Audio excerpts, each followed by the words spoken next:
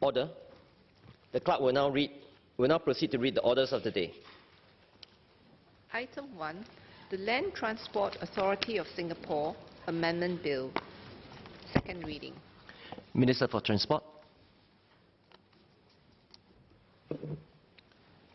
Mr. Deputy Speaker, sir, on behalf of the Minister for Transport, I beg to move that the bill be now read a second time.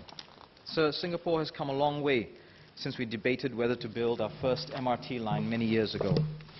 We are in a much stronger fiscal position today. However, building a new line remains a major decision due to the large upfront capital outlay involved. For example, the construction of the downtown line cost $21 billion, or close to 5% of our GDP in 2017.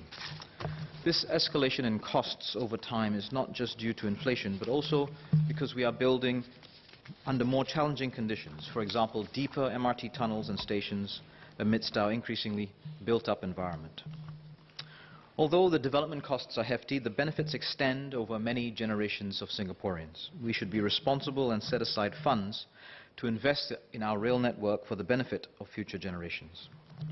This is why the government announced the Rail Infrastructure Fund, or RIF, earlier this year at Budget 2018. The IRF will enable the government to save up when our fiscal position allows. This will smoothen out the large capital outlay for rail projects. In line with this, the Ministry of Transport proposes to enact the LTA Amendment Bill to formalize the establishment of the RIF. Let me now explain the key provisions in this bill. As the developer of the rail network in Singapore, the Land Transport Authority, LTA, is well placed to hold, manage and administer the RIF. Clauses 4 and 6 of the bill establish the RIF as a statutory fund under LTA and assign the function of managing the RIF to LTA. Clause 6 further sets out the sources of money for the RIF. This enables the government to set aside money from the Consolidated Fund or Development Fund for the RIF through supply law. Clause 6 also defines the purposes for which LTA is empowered to withdraw monies from the RIF. Essentially, this ensures that the RIF is only used for the development of the MRT and LRT network. The key uses of the RIF are, first, to expand the MRT and LRT network. This includes constructing rail infrastructure, such as stations, tunnels and tracks, acquiring the first set of operating assets, such as trains, performing investigative studies, as well as associated costs, such as the cost of land.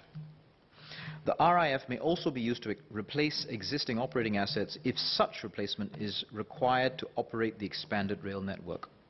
For example, when we build rail extensions that connect to existing lines, operating assets on the existing lines may need to be replaced to allow both sections to interface properly. Second, to replace, upgrade and add rail infrastructure such as tunnels and tracks for existing rail lines. The development of a rail line does not end after it is constructed. We will need to continually invest in the upgrading and renewal of the rail civil infrastructure as they age to ensure safe and reliable operations. These renewal works will similarly require large capital outlays. It is prudent for us to put aside money in anticipation of such spending. And third, to invest in accordance with the standard power of investment for statutory boards. This is to enable the RIF to keep up with inflation. The investments made using the RIF monies will be held within the RIF to ensure that the proceeds continue to be ring-fenced for the development of the MRT and LRT network. Currently, the monies in the Railway Sinking Fund, RSF, which is another statutory fund under LTA, may also be used to acquire operating assets. Clause 5 distinguishes the use of the RIF from the RSF. The RIF is intended for the expansion of the rail network and the acquisition of the first set of operating assets necessary to enable this expansion. On the other hand, the RSF, the Railway Sinking Fund, is intended for the renewal of rail operating assets, such as trains. While the RIF is solely made up of government subsidies, the RSF comprises a mix of government subsidies and license charge collected from the rail operators under the new rail financing framework. This distinction reflects the allocation of financial responsibility between taxpayers and commuters.